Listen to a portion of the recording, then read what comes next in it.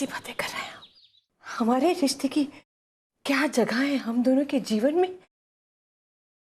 इस पे कैसे बहस छेड़ सकते हैं आप? बताओ कल्याणी, वो लड़की या मैं?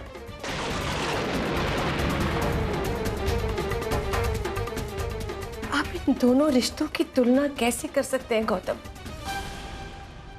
लेकिन मैं कल्याणी, ये आज तुमने हम दोनों के बीच लेकिन की लकीर खींची है ना, वो अब कभी नहीं मिट सकती। हम दोनों की बहस में क्या मैं उस मासूम लड़की का दिल तोड़ दूं? आप समझना नहीं चाह रहे, लेकिन मैं लेकिन क्यों? जब भी तुमसे कभी बात करने की कोशिश की तो किसी न किसी लेकिन की वजह से तुमने मेरी बात अनसुनी कर दी। क्यों? लेकिन बस बस अब और नहीं।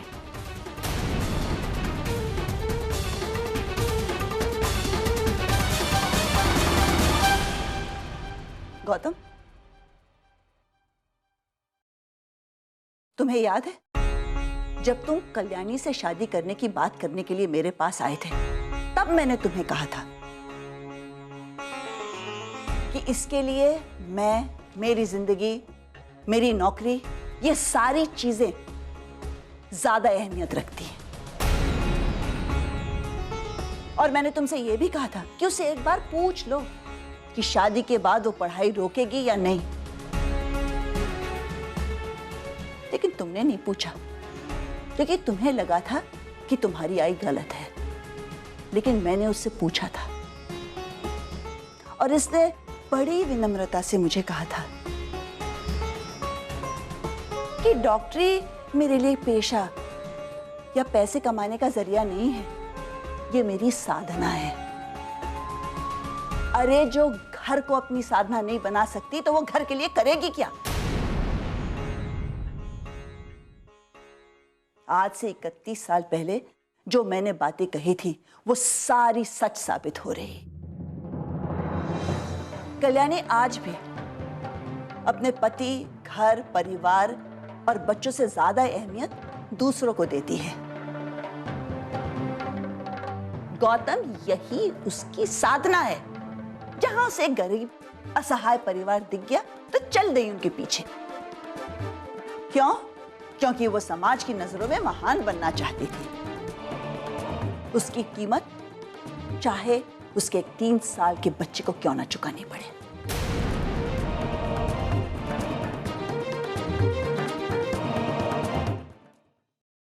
क्यों कल्याणी, मैं झूठ बोल रही हूं? याद है तुम्हें जब प्रथम 3 साल का था तो उसे चिकन पॉक्स हो गया था, देवी हो गई थी उसे।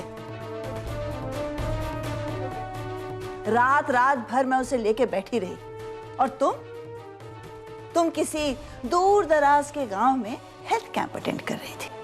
3 रात मैं एक पल नहीं सो सकी क्योंकि मैं जैसे प्रथम को नीचे रखती वो दहाड़े मार के रोना शुरू कर देता। तब तुम कहां थी?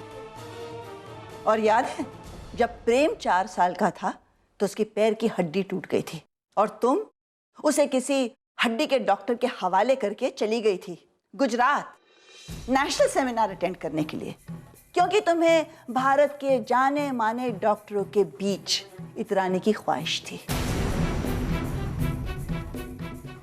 उस वक्त ना गौतम मेरी बात सुनता था ना तुम।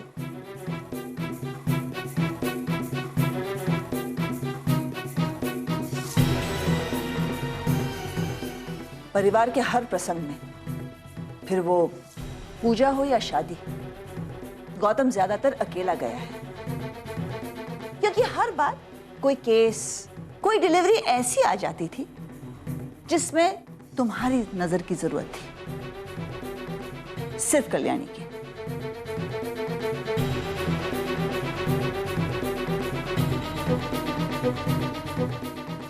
कल्याणी, इतने बरसों तक मैंने तुझे कुछ नहीं कहा, लेकिन आज तूने हद कर दी। आज मैं गौतम की आई और प्रेम की दादी ये फैसला लेती है कि अगर मेरे पोते प्रेम की शादी उस लड़की नंदिनी से कर दी तो मैं ये घर छोड़ के चली जाऊंगी।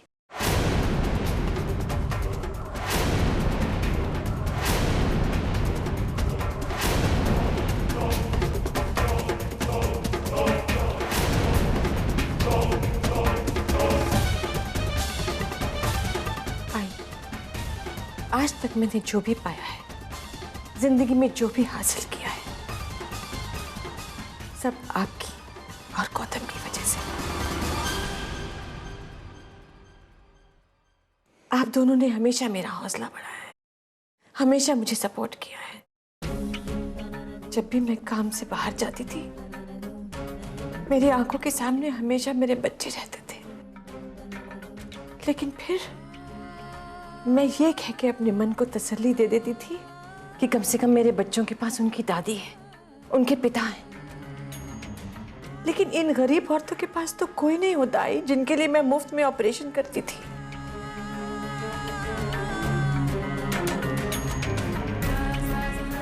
मेरा परिवार ही मेरी ताकत है, इसमें मुझे कोई संदेह नहीं। बस बहुत सुन लिए तेरे भाषण, अब मुझे तेरा फैसला सुनना है। हाय प्लीज, मैं आपके सामने हाथ जोड़ती हूँ, ऐसी कोई शर्त मत रखना। मैं जो भी कर रही हूँ प्रेम की खुशी के लिए कर रही हूँ, प्लीज। हाँ हाँ, बहुत सुन ली तेरे बेटे की प्यार की कहानियां, लेकिन ये मत भूलो कि मैं उसकी दादी हूं। मेरे बेटे गौतम का वो बेटा है। प्यार के खातिर मैंने अपने बेटी की जिंदगी बर्बाद होते देखी है।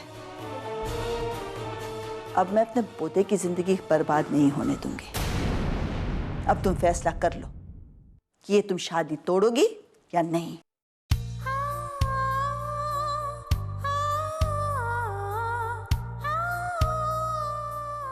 ये आपने मुझे कैसी उलझन में डाल दिया। गौतम, हम सबकी लड़ाई में बच्चों की जिंदगी उलझ जाएगी। ये वक्त हमारे अहंकारों की लड़ाई लड़ने का नहीं है गौतम। तुम अपना अहंकार कम कर दो और हमारा फैसला मान लो। प्रेम टूट जाएगा, वो टूट जाएगा। और वो नंदिनी अभी तो साकर पूरा हुआ है उसका, क्या मुंह दिखाएगी वो समाज को।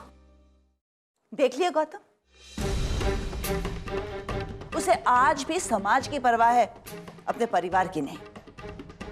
बस अब मैं नहीं रह सकती, एक पल भी नहीं रह सकती इस घर में।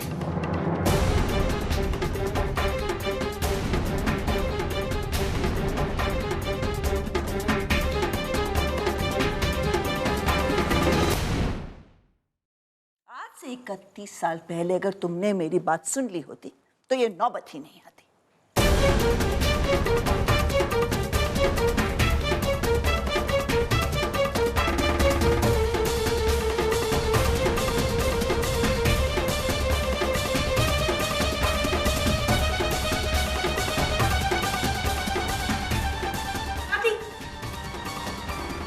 माँ, ये क्या जिद है? एक अनजान लड़की के लिए आप घर में हम सबका दिल तोड़ेंगे?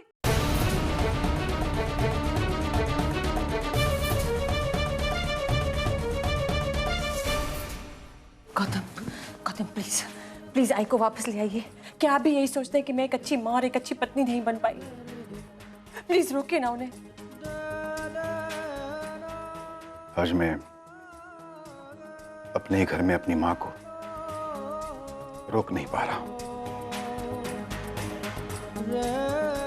इससे बड़ी हार क्या हो सकती है?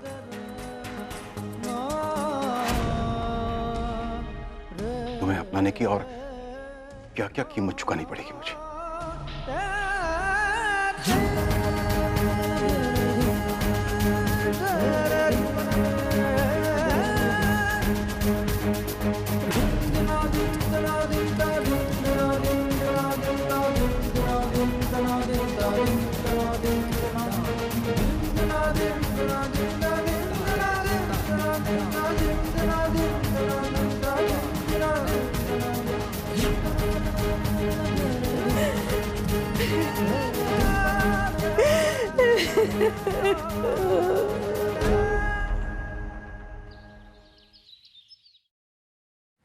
पहले ही कहा था, हमें कल्याणी जी को सब सच सच बता देना चाहिए था। तुम्हें क्या लगता है इतना बड़ा सच कहना आसान नहीं है पल्लवी?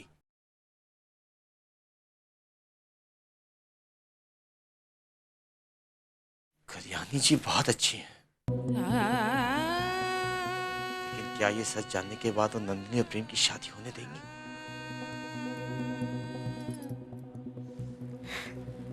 कुछ नहीं हो सकता, कुछ नहीं होगा अब, कुछ नहीं होगा।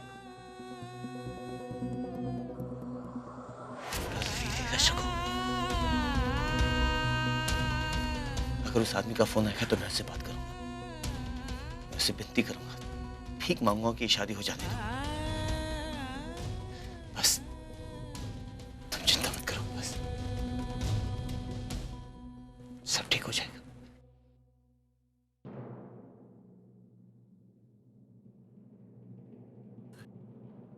बहनी, अब क्या हुआ? कोई परेशानी है क्या? अरे कुछ नहीं, वो नंदिनी की शादी होने वाली तो पल्लवी की आंखें भर आई। ओहो, इतनी सी बात। बहनी, अब बहुत देर है विदाई के लिए, तब फूट फूट के रो लेना, ठीक है? अब चलो उठो, तैयार हो जाओ, शगुन नहीं करना नंदू का। और वैसे भी थोड़ी देर में चूड़ी वाली भी आती होगी। हम दोनों तैयार होके आते हैं। पक्का 5 मिनट में। ठीक है, अच्छा।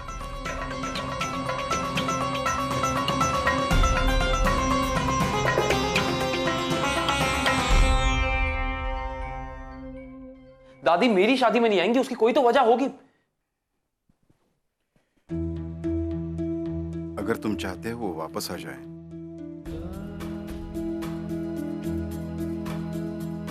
नंदिनी को तुम्हें भूलना होगा।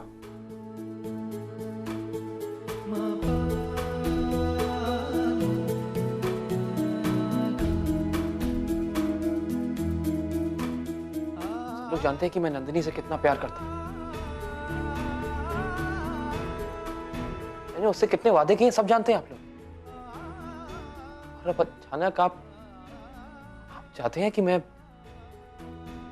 अपने वादों को तोड़ दूं, अपनी ज़बान से पीछे हट जाऊं। हफ्ते 2 हफ्ते का प्यार बेटे, वो तुम्हारे लिए इतना बड़ा होगा, इतना बड़ा होगा कि तेरी दादी, तेरे पापा, उनकी कही बात तुम्हारे लिए कोई मायने नहीं रखती। अब उसकी कोई अहमियत नहीं रही। और किस लिए? एक लड़की के लिए। क्या है उस लड़की में? बताओ ना बेटे, क्या है उस लड़की में कि हमें नाराज कर सकते हैं लेकिन उसके बिना रह नहीं सकता? पापा, मैं इस घर की मान मर्यादा सबका बहुत सम्मान करता हूं,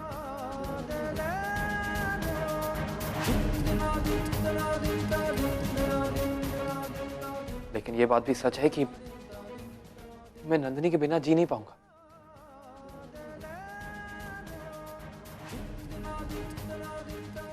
मैं आपके सामने हाथ जोड़ता हूं पापा, प्लीज प्लीज मुझे दोनों में से किसी एक को चुनने के लिए मत कहिए, मैं नहीं कर पाऊंगा।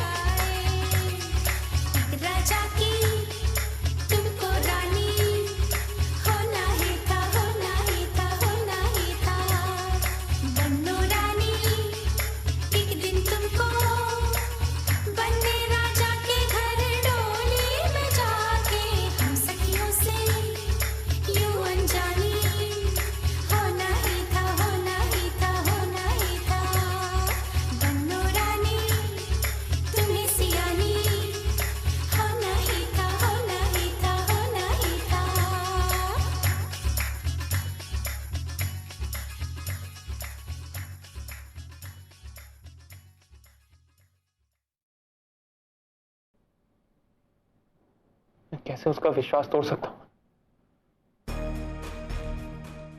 कैसे कैसे तोड़ सकता हूँ उसका? बेटा, जो सवाल तू मुझसे पूछ रहा है ना, मैं खुद उन्हीं सवालों से जूझ रही हूं। आज पहली बार ऐसा हुआ कि मेरे फैसले में न तेरे पिता मेरे साथ है, न तेरी दादी। मैं अपने आप से पूछ रही हूं कि क्या मैं जो अपने बेटे के लिए करने जा रही हूं वो इतना गलत है कि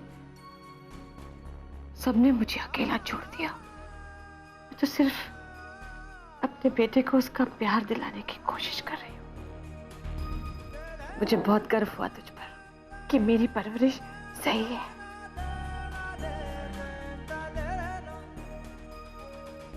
मैं इस फैसले में तेरे साथ हूँ बेटा। मैं हर कदम पे तेरे साथ हूँ।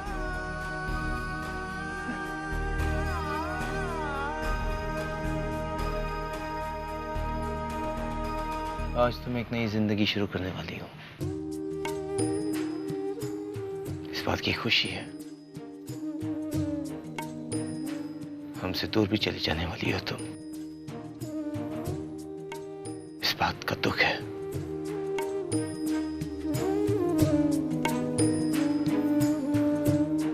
खुशी इस बात की कि तुम्हें इतना अच्छा परिवार मिला है, लेकिन कहीं किसी कोने में एक सवाल भी उठता है, क्या मैंने नंदिनी के लिए सब कुछ किया है? कहीं कोई कमी तो नहीं रह गई ना? नहीं भाऊ साहब, मुझे अपने बाबा का चेहरा याद ही नहीं है। मेरे लिए तो आप ही मेरे बाबा और अक्का ही मेरे आई के समान है। इस घर में मुझे प्यार की ठंडी छांव मिली। मैं इस घर में सुखी थी और महफूज भी। आप जो थे मेरी रक्षा के लिए,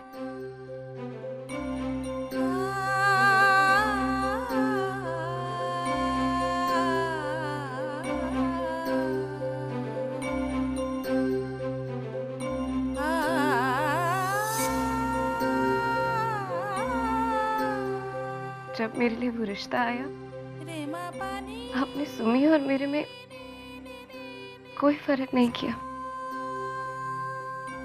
जो खुशी, जो सुख, जो प्यार सुमी को मिल सकता था, आपने खुशी खुशी मेरे दामन में डाल दिया।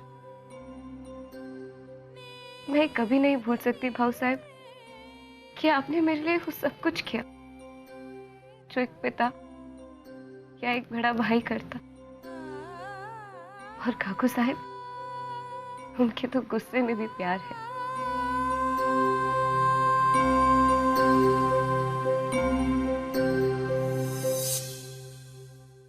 दुनिया की हर खुशी तुझे मिले, यही मेरा आशीर्वाद है। नंदिनी तो इस घर से विदा होकर जा रही है। भगवान ना करे कभी कोई बुरा वक्त आए, पर अगर आए तो ये घर के दरवाजे हमेशा तुम्हारे लिए खुले रहेंगे।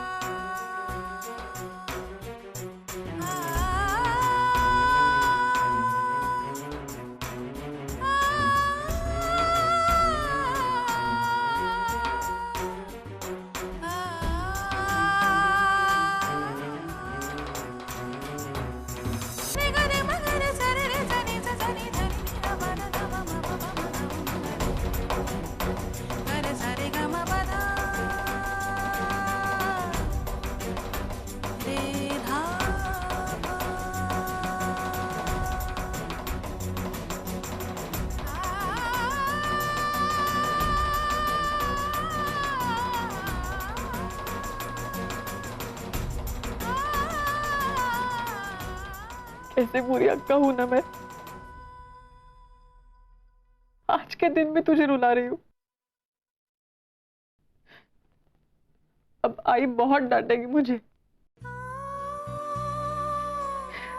पगली, अब रोना बंद कर। डर लग रहा है। हर लड़की को लगता है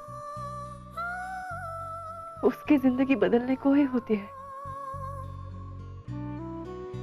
शादी के बाद नया रिश्ता, नया परिवार, नया माहौल, नई उम्मीदें, सब कुछ नया। पर फिर भी हर लड़की को डर रहता ही है, मैं उस परिवार में समा पाऊंगी या नहीं।